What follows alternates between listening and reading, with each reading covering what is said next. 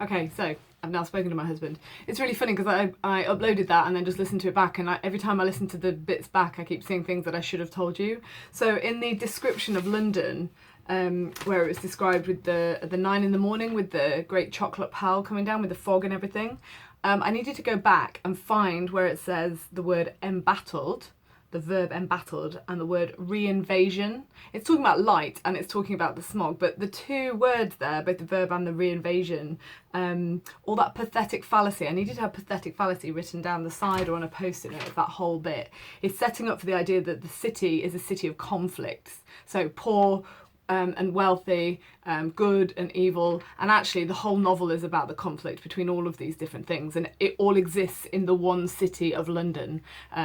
Which is why London's such a good place to have set this novel, even though Stevenson himself is from Edinburgh, because a lot of people have questioned why he sets it in London and not Edinburgh, because Edinburgh had two sides to it as well, which we'll learn more about when we've actually finished the novel. But yeah, I needed you to just go back and grab those. I guess the good thing with this is you can actually pause me if I'm going too fast or you can't find something. So I think this is maybe the way forward. Even when we're back in school, I'll just pre-record and we'll just sit there and watch it. No? Okay. Anyway, so the woman has been really excited that Mr. Hyde might be in trouble, because it's a bit of good gossip for her, isn't it? So I'm going to go back to in the whole extent of the house. In the whole extent of the house, which but for the old woman remained otherwise empty, Mr. Hyde had only used a couple of rooms, which is quite unusual.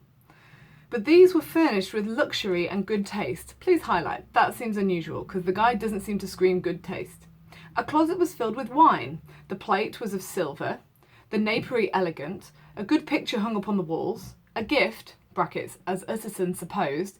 I've circled that, and in the side I've actually put the whole narrative is Utterson supposing things. It's Utterson trying to figure out what the mystery is here and what the connection between Jekyll and Hyde is. That's like the whole narrative up till this point. A gift, as Utterson supposed, from Henry Jekyll, who was much of a connoisseur, and the carpets were of many piles and agreeable in colour. So basically it's a very fancy apartment, and on the outside it does not look like a fancy apartment, so it just seems to contradict itself, like it doesn't seem to make any sense. Keep losing my place now. At this moment, however, the rooms bore every mark of having been recently, highlight, and hurriedly ransacked, highlight. Clothes lay about the floor with their pockets inside out. Lockfast drawers stood open, and on the hearth there lay a pile of grey ashes, as though many papers had been burned. Almost as if somebody was trying to destroy evidence, maybe. Could you highlight that? From these embers, the inspector disinterred the butt end of a green chequebook. So Utterson, oh no, it's the inspector, sorry, the police officer, gets in there and pulls out the end of a chequebook from the fire, which had resisted the action of the fire, and the other half of the stick was found behind the door. So the cane that they've been after, the other half is behind the door, and he pulls a chequebook out of the fire. So these are the next two clues that they have. And as this clinched his suspicions, the officer declared himself delighted. A visit to the bank, where several £1,000s were found to be lying to the murderer's credit, completed his gratification. "You may depend upon it, sir," he told Mr. Utterson. "I have him in my hand. He must have lost his head, or he never would have left the stick, or above all, burned the chequebook. Why, life's money to the man. We have nothing to do but wait for him at the bank and get out the handbills." So when I've circled, he must have lost his head, and the idea that the id doesn't worry about consequences. That is quite literally what's happened to him. This last, however, was not so easy of accomplishment, for Mr. Hyde had numbered few familiars. Even the master of the servant maid had only seen him twice. His family could nowhere be traced. He had never been photographed, and the few who could describe him differed widely, as common observers will. Only on one point were they agreed, and that was the haunting sense of unexpressed deformity with which the fugitive impressed his beholders. Please highlight that last line there.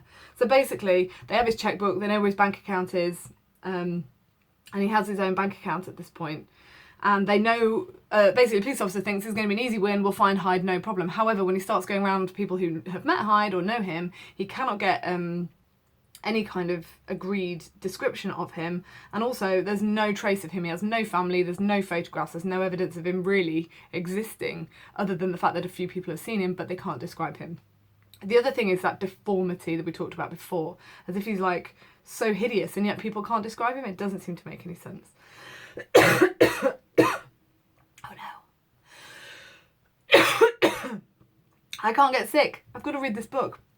Okay, so that's the end of that chapter. I can't tell you some other bits of that. What I'll do is I'm going to set you a little task.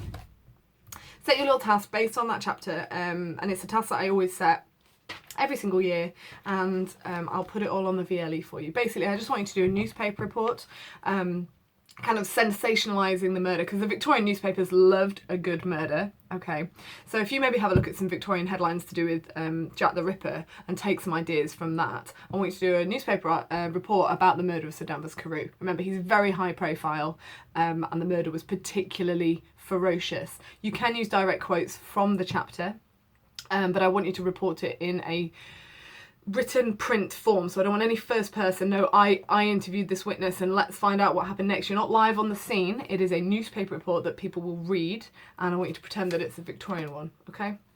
So I'll write it properly in the VLE and make sure that you understand that.